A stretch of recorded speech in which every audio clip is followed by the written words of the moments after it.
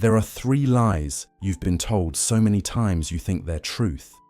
3 beliefs so deeply embedded in your mind that questioning them feels dangerous, almost rebellious. And the really disturbing part, these aren't just random misconceptions. They're carefully constructed illusions that keep you trapped, anxious, and desperately seeking approval from a world that will never give it. Søren Kierkegaard saw this over a century ago. He watched people build entire lives on foundations of lies they never examined. He saw them chase security that doesn't exist, authenticity through conformity, and peace through constant busyness. And he realized something most people never discover. The greatest prison isn't built with walls. It's built with beliefs that everyone around you agrees are true. Right now, you're probably living according to lies you think are facts. Organizing your entire existence around illusions everyone else validates. And because everyone believes them, because they're woven into the fabric of culture itself, you've never stopped to ask the one question that could free you. What if everything I've been taught about how to live is fundamentally wrong? In the next few minutes, we're going to expose 3 lies that are running your life without your permission. We're going to examine the invisible beliefs that create your anxiety, your emptiness, your constant feeling that something essential is missing. And if you're ready for this level of truth that most people spend their entire lives avoiding, then support this work with a like and subscribe.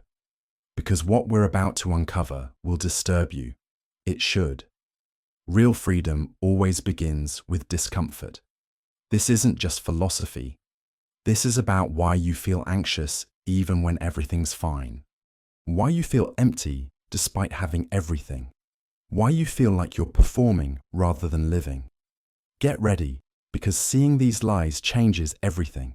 The first lie society forces you to believe is this: security is possible. That if you just follow the right formula, make the right choices, achieve the right things, you can make yourself safe, secure your future, guarantee your happiness, control your life. And millions of people organize their entire existence around this lie, never realizing it's killing them from the inside. Kierkegaard called this the sickness unto death. Not physical death, but the death of the self. The slow erosion of who you actually are, in service to an illusion of safety that can never be achieved. Because here's what Kierkegaard understood that most people never face. Existence is fundamentally uncertain. You cannot make yourself safe. You cannot control the future. You cannot eliminate risk. And the attempt to do so is what's destroying your soul. Think about your life right now. How much of it is organized around safety? The stable job you hate but can't leave. The relationship that's comfortable but not passionate. The choices you make not because they excite you, but because they're secure. You've traded your aliveness for a guarantee that doesn't exist. You've sacrificed your authentic self on the altar of security, and the security never comes. Here's what makes this lie so perfect. Society rewards you for believing it. Stay in the safe job, get the predictable paycheck, choose the respectable path, get social approval, follow the formula, fit into the system. But while you're busy trying to make yourself secure, you're missing the only thing that's actually real. The present moment. The life you're living right now, while you're obsessing over a future you can't control. Kierkegaard saw this clearly. He wrote that anxiety is the dizziness of freedom. We feel anxious not because we lack security, but because we're trying to avoid the terrifying reality that we're fundamentally free. That every moment is a choice, that nothing is guaranteed, that we're responsible for becoming ourselves without any manual, any certainty, any promise that it will work out. So what do? We try to eliminate the anxiety by eliminating the freedom. We create routines, structures, formulas. We follow paths others have walked. We choose safety over authenticity. And we call this responsible, mature, realistic. but Kierkegaard would call it despair. The despair of refusing to be yourself because being yourself is too risky. The truth is brutal. Security is impossible. The future is unknowable. Control is an illusion. And every moment you spend trying to make yourself safe is a moment you're not actually living. You're not present. You're not authentic. You're just managing anxiety through the fantasy that safety is achievable. If you're feeling this right now, if you're recognizing how much of your life is organized around an impossible quest for security, write it down. What would you do if you accepted that safety is impossible? What would you choose if you stopped trying to control the uncontrollable? Because that's where real life begins. The second lie cuts even deeper. You can find your true self by following the crowd. That authenticity comes from doing what everyone else does, just doing it better. That being yourself means being a successful version of what society tells you to be. And this lie is everywhere, in every self-help book, every motivational speech, every cultural message about success. Kierkegaard called this the crowd.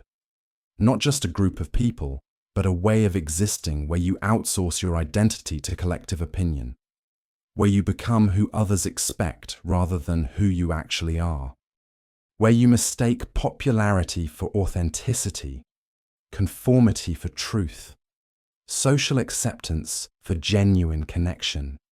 Here's what makes this lie so dangerous. The crowd gives you permission to avoid yourself. It tells you what to value, what to pursue, what to become. And as long as you're following the crowd, you never have to face the terrifying responsibility of choosing for yourself. You never have to discover who you actually are beneath all the expectations. You never have to risk being rejected for being genuine.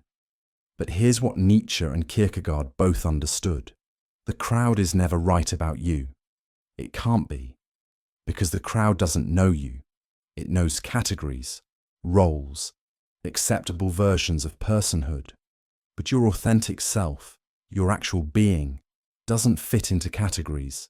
It's unique, strange, possibly unacceptable. And discovering it requires separating from the crowd entirely. Think about your life. How much of who you are is performance? How much of your personality is designed to be socially acceptable rather than genuinely you? When was the last time you expressed something truly yours, something that might not be popular, without immediately qualifying it to stay safe? When was the last time you chose what you wanted over what you should want? Kierkegaard wrote that the crowd is untruth. Not because crowds are always wrong about facts, but because truth is subjective. It only exists in the individual's passionate relationship with their own existence. You cannot discover your truth by consensus. You cannot become yourself by following others.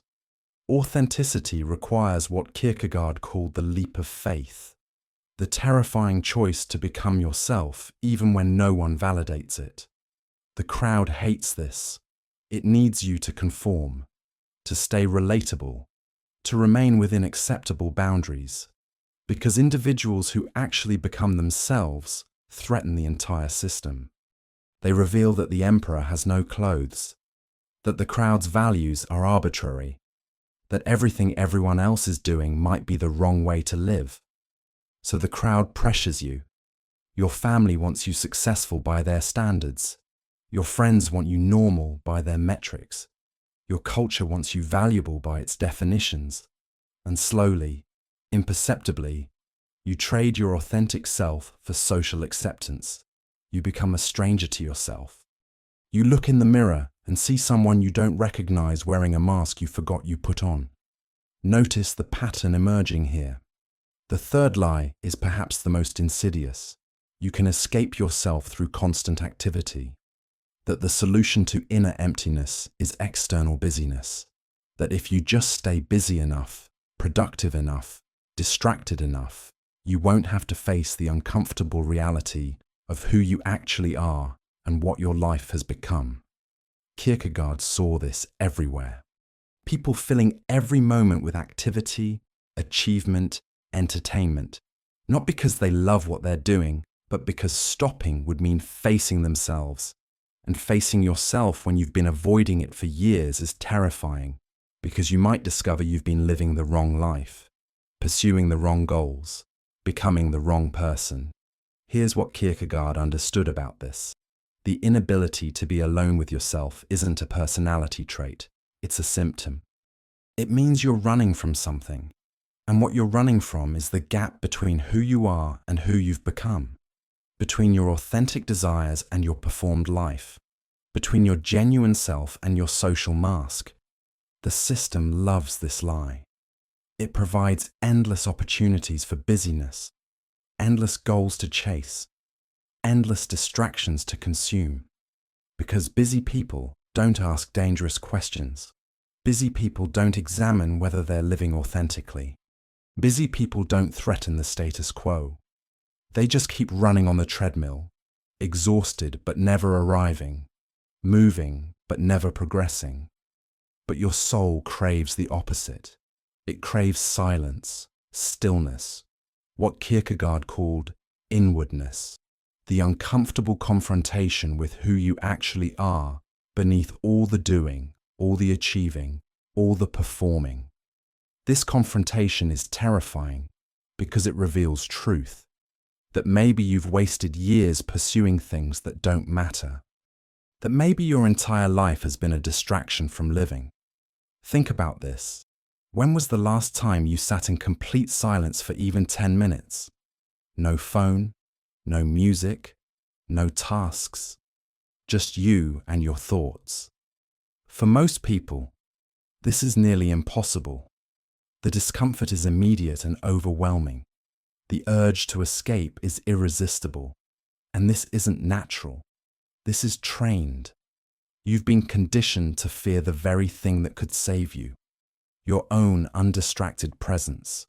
Kierkegaard wrote that most people are so busy with external concerns, they never turn inward. They live their entire lives at the surface, never diving deep enough to discover who they actually are. They die having never met themselves, having spent decades running from the only encounter that matters, the encounter with their own soul. But here's where it gets profound. You cannot find yourself in busyness. You cannot discover your authentic desires while running from yourself. You cannot become who you're meant to be while avoiding who you currently are. The only way to yourself is through yourself, through the uncomfortable silence, through the terrifying stillness, through the inward turn that society tries desperately to prevent. Now we arrive at what Kierkegaard called the moment of truth, when all three lies collapse simultaneously and you're left with stark reality. Security is impossible. The crowd doesn't know you. Busyness is escape.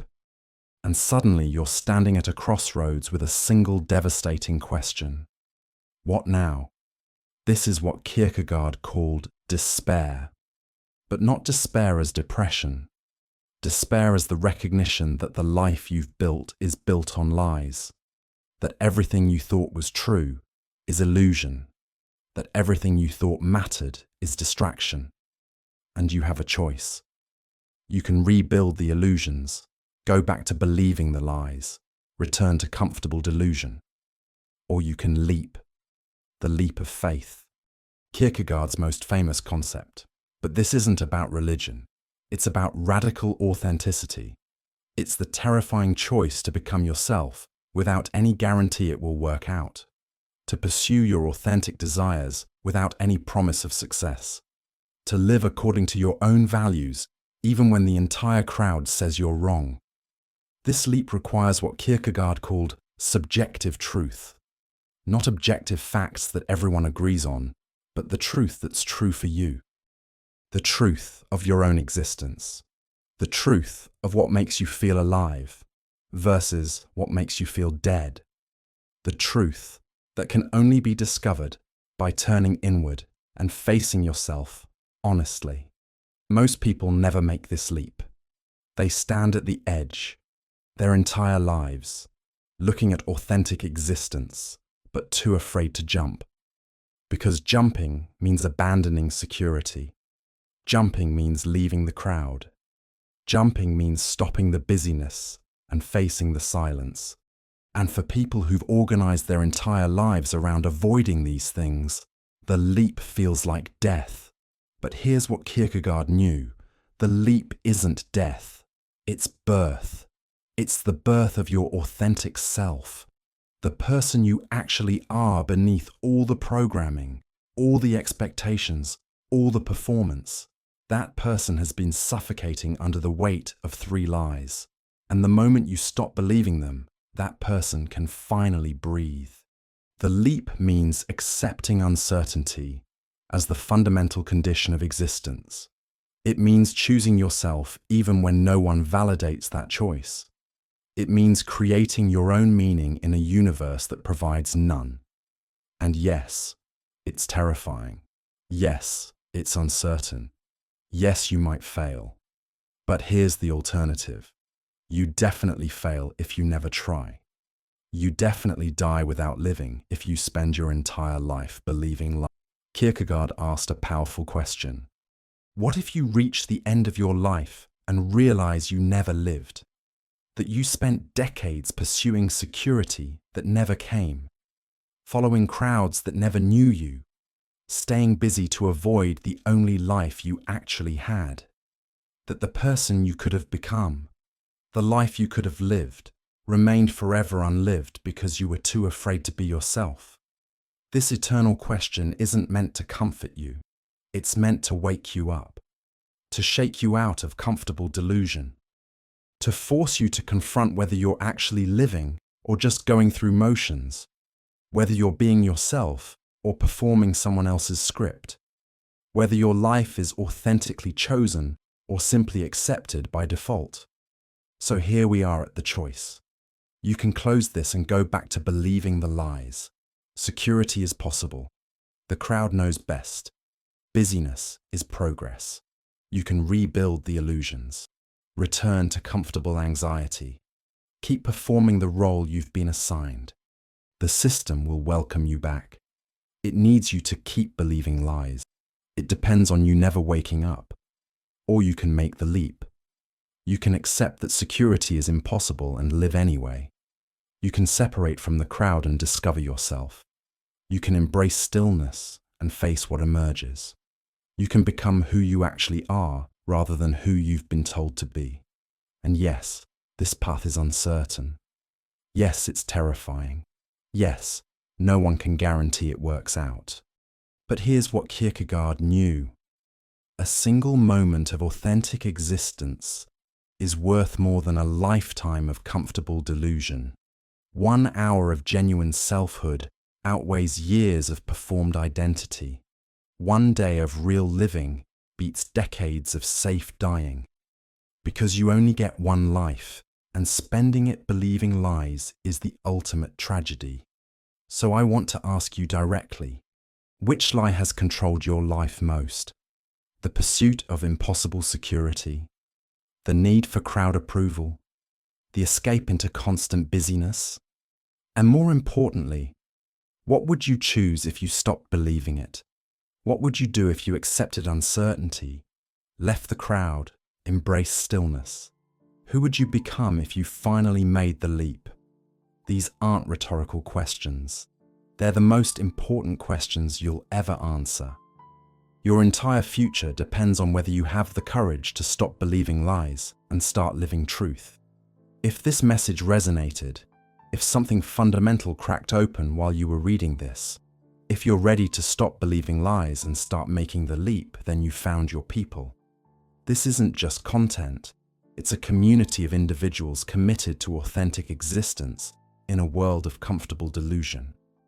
People who understand that real life begins where security ends, that genuine selfhood requires leaving the crowd, that authentic living demands facing yourself. Subscribe if you're ready for more of this depth, more philosophy that shatters illusions rather than maintains them, more truth that demands courage rather than offers comfort, more content that asks you to leap rather than helping you stay safely on the ground. This is for the truth seekers, the crowd leavers, the ones who suspect they've been believing lies and are finally ready to discover what's real. Share your leap in the comments. Tell us which lie you're finally ready to stop believing. Connect with others who are making the same terrifying, necessary choice to become themselves.